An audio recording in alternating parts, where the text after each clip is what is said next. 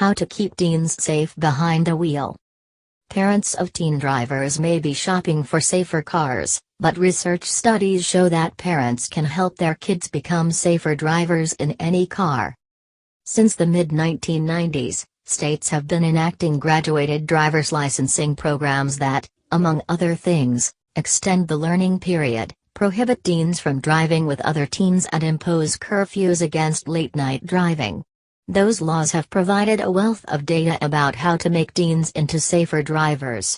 Since 1993, fatal crashes involving 16-year-old drivers have dropped 23%, according to the Journal of Safety Research. Even so, teens are involved in about twice as many crashes as 30 to 59-year-olds, and teens are still more likely to make mistakes and to speed with passengers in the car. The problem is, the judgment and skill for safe driving develop only after years of practice. The challenge is to let teens practice, but under conditions that will prevent them from making fatal mistakes. Here's what science shows parents can do to help keep their teen drivers safe. Make sure your teen is rested. In a recent Virginia Tech study, researchers put recording devices and video cameras in cars driven by teens who had just gotten their licenses. They found that when the kids crashed, it was often because they were impaired by fatigue.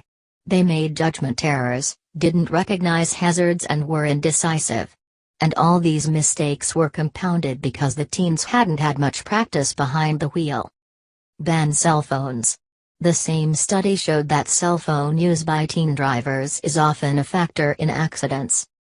Don't let teens drive or ride with other teens.